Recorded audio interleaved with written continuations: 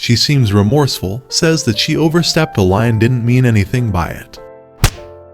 Hello everyone, welcome back to my channel Our Zone Stories. Today we have a story where this man moved on and living a happy life by divorcing his unfaithful wife. Let's see what really happened.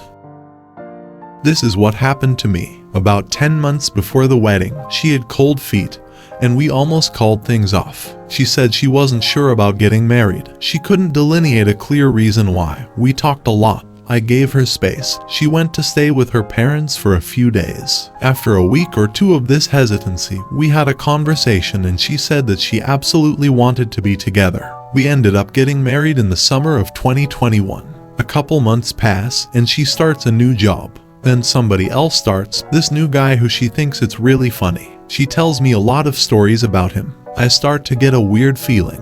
I meet this guy one time, an after work thing, and he just gives off scumbag vibes. A couple weeks later, I'm working late. She's out to drinks with coworkers, and she's out later than expected. We shared our locations on our phone. I started to get a little nervous, so I checked in, but she didn't text back. So that's when I check her location and she's at McDonald's. She sat there for almost an hour. Then she finally pulls back to my place, but she's sitting outside for probably a half an hour. I take my dog out and it turns out that guy drove her home. It's just the two of them sitting in my driveway chatting away. I walk over and she gets out of the car.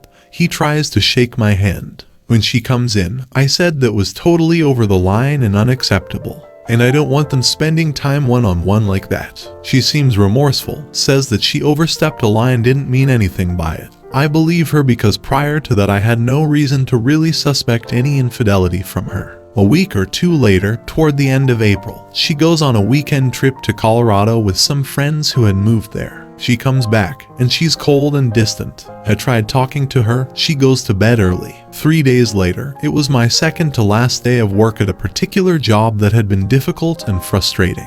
After my shift, we all go out for drinks, and I invited her to come. She comes, dressed in sweatpants and looking sloppy. She's quiet and not her normal, bubbly self. And frankly, she's acting a bit rude. At the end of the night, we get home. I ask her what's up. It was like pulling teeth. She finally said that she did not want to be together. I ask her why. She says she doesn't really know. She doesn't think we're a good fit, blah blah blah. I keep asking her a ton of questions. Is she a LGBTQ? Is there another guy? She says she doesn't know what she wants out of life and can't imagine putting me through having kids if she's not certain. I'm up all night trying to talk to her. She just falls asleep. The next morning, she leaves. Her Google account was logged in on my computer, and I found searches like ended my marriage for another man. I found her searching for their astrological sign, compatibility, song lyrics all over the past month, looking this guy up on Google. She came to get her stuff one day while I was at work. She left one single mug, a Christmas mug, that said, "Joy." When we moved into our apartment, we had found a sticky note on the wall that just said, "Yikes." We left it up because it was kind of a dingy apartment and we thought it was funny. She thought it would be funny, or maybe her partner thought it would be funny, to leave that Joy mug on my counter with the Yikes sticker stuck on it. I texted her asking what that was about it. She said she just thought it would be funny. Divorce went pretty quickly and smoothly. It was a no contest because we don't have children.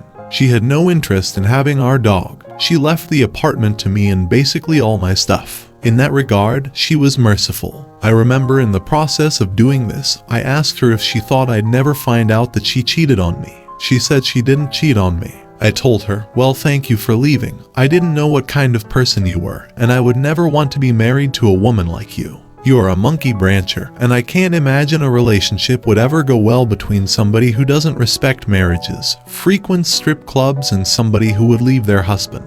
This is just my first time telling my story here. We have been no contact since August. Frankly, I don't think she cares, and I'm slowly coming around to not giving any importance whether she cares or not. It took me so long to not just be in total shock. My New Year's resolution is to leave her in the past and stop thinking about her and focus entirely on myself. Easier said than done. Since then, I've lost 20 pounds. I've been hitting the gym several times per week and I'm seeing muscle gains. I joined a Bible study. I go to church every week. I traveled to Colorado myself with my brother, and I've now booked a trip to Europe. I had 6 weddings this year to go to, including my sister's. Those were very difficult in light of what happened, but I went to all of them.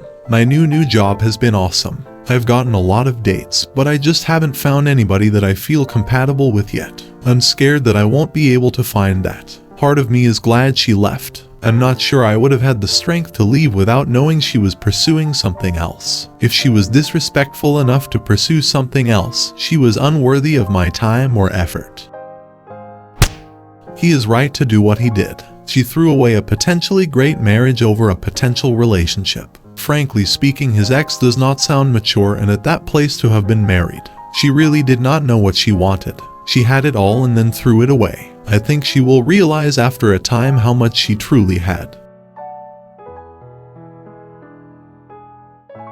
I met my husband 3 years ago and we got married 1.5 years later. Shortly after getting married, it was 1.5 years ago, I found out that he used a dating app to talk to women in other countries. He used a fake photo, fake location and a fake name. Probably did not think about meeting up in real life. But the talk was sometimes physical and I've seen it all. At that time, his explanation was that he was miserable, COVID was rough on every front.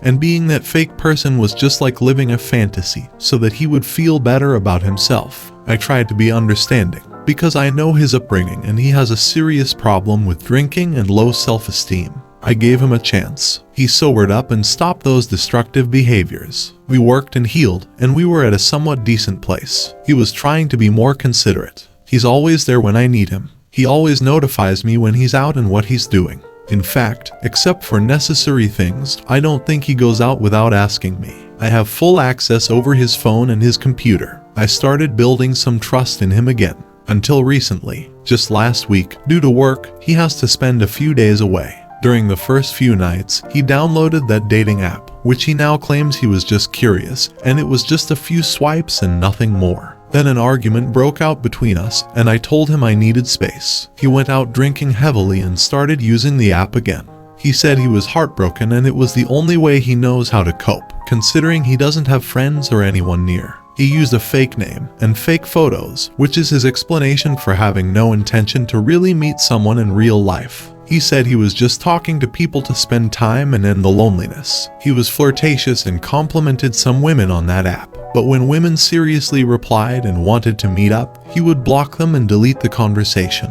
What bothered me the most is that none of the dating app thing came out from him. I stumbled upon a Google search of that app name, looked into the history of phone usage and figured that out. Only then did he admit. He said he didn't want to say anything, because it didn't mean anything, and it was just what he did to pick him up from the sadness of being left alone. Granted, I understand that people have different coping mechanisms, sometimes healthy, sometimes not. But he crossed the line there. I felt betrayed. He came back swearing that he's remorseful, and he only wants to be with me. He said he wants to work hard on it to show me that he could be a better person. But the damage has been done again. And oddly enough, I didn't feel sad enough to cry. The messiest part is that we are working together on a restaurant in my country, solely so that he can get some financial stability. He was between jobs and it was hard getting a job for a foreigner in my country. Continuing working with him on that restaurant would mean that I have to put down more money and time in, which I don't want to be honest. Giving it up now means that I'll lose the deposit and other investment money for good, and he probably cannot make anything to pay my mom back. By the way, he still owes my mom some money. I'm only reconsidering not dumping him, because I think of how it was before this dating app thing happened. It was different and he was remorseful about what he did 1.5 years ago. But then again, it happened again. And I start doubting that it is actually possible for cheaters, even if just emotional cheaters, to really change. And I wondered whether that whole thing was seriously just him looking for validation and for comfort, or it was looking for a backup plan. Is it possible to work through it and come back to where we used to be, or am I just gonna waste my time? I'm sorry, it's a lot of text and it's all over the place. My mind is all over place as well. Any insight helps. He's a serial cheater. He was remorseful last time and it happened again. He doesn't actually make any real effort to change or address his trauma. He got a second chance. He sure doesn't deserve a third, and she'd be foolish to give it to him. The financial part terrible, but money can be recovered more easily than the repeat trauma. She'll carry those scars for life.